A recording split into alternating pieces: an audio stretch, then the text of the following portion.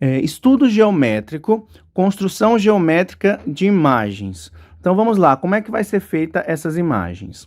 Então, nós vamos ter que ter algumas considerações. Primeiro, vamos considerar um objeto linear e perpendicular ao eixo principal. Então, nós vamos botar isso aqui, essa parte que eu estou circulando, vai representar o nosso objeto real que vai ser refletido, certo?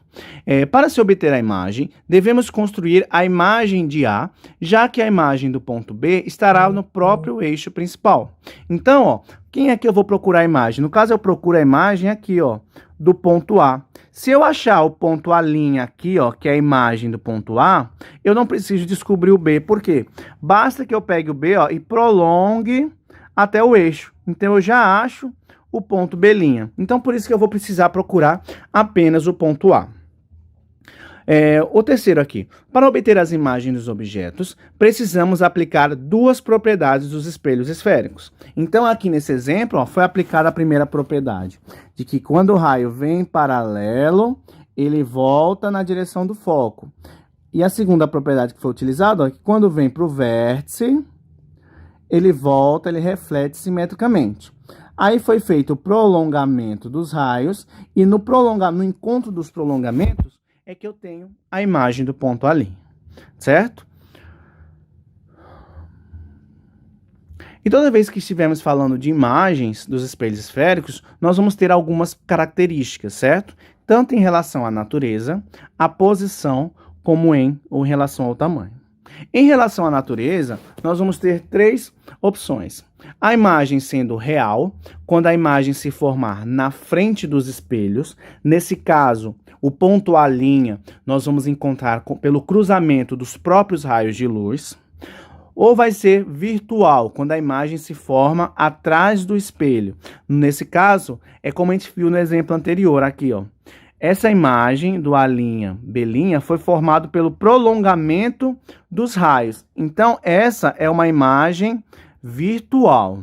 Ela seria uma imagem real se essa imagem fosse gerada aqui na frente, porque ela seria gerada pelo encontro dos raios. Aí seria uma imagem real, certo?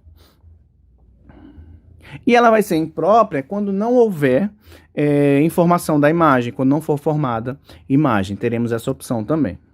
Em relação à posição, ela pode ser direita ou direta. No caso, o objeto e a imagem estão no mesmo sentido. Ou ela pode ser invertida, quando a imagem está invertida em relação ao objeto. Tá? Por exemplo, o objeto está apontando para cima e a imagem é gerada apontando para baixo. No caso, ela fica invertida. Em relação à altura, a imagem pode ser maior do que o objeto, menor do que o objeto, ou ela pode ser igual ao objeto. Vai depender de algumas condições, certo? Então, vamos lá para como é que acontece a formação das imagens. No caso de um espelho convexo, que é o espelho, que a parte refletida é a parte de fora, o que acontece? A imagem sempre vai ser virtual. Por que ela é virtual? Porque, veja que a imagem é gerada pelo prolongamento dos raios refletidos, certo? Como ela é feita pelos prolongamentos dos raios, então ela é uma imagem virtual. Ela é uma imagem direta, por quê? Porque ela está no mesmo sentido. Veja que o objeto está para cima e a imagem também está para cima. E menor do que o objeto, porque ela é menorzinha em relação ao objeto. Tá? Então, a imagem formada no espelho convexo sempre vai ter essas características, independente da posição do objeto. Já no espelho côncavo, nós vamos ter 5 situações, que vai depender da posição do objeto. Vamos verificar a primeira situação. Então, o objeto está antes do centro de curvatura. Então, como é que vai ser a imagem? A imagem vai ser real, porque veja que é o cruzamento dos raios refletidos que formam a imagem. Por isso que ela é dita real. Invertida, porque o objeto está para cima e a imagem aparece para baixo. E ela vai ser menor, porque a imagem é menor do que o objeto real.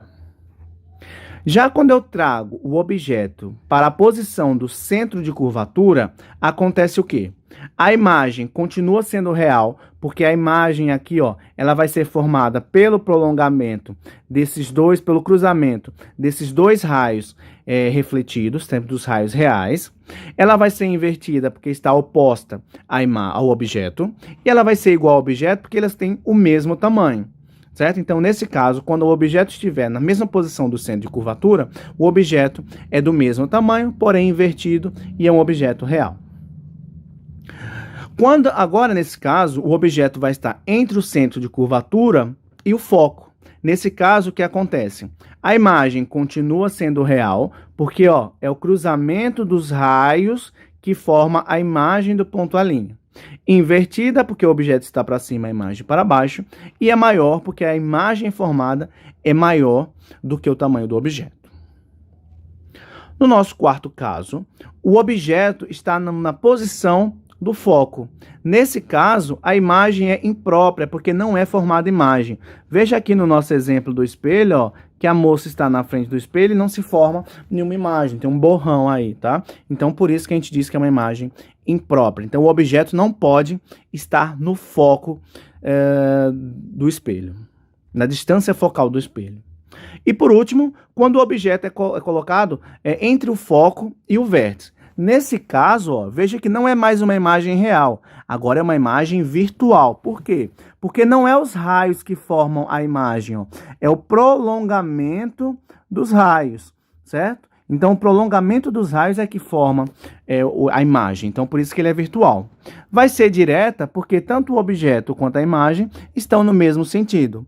E vai ser maior porque a imagem é bem maior do que o objeto real. Bom, pessoal, essa primeira aula fica por aqui. Espero que vocês tenham entendido. Qualquer dúvida, vocês podem deixar os comentários e na próxima aula a gente continua, certo?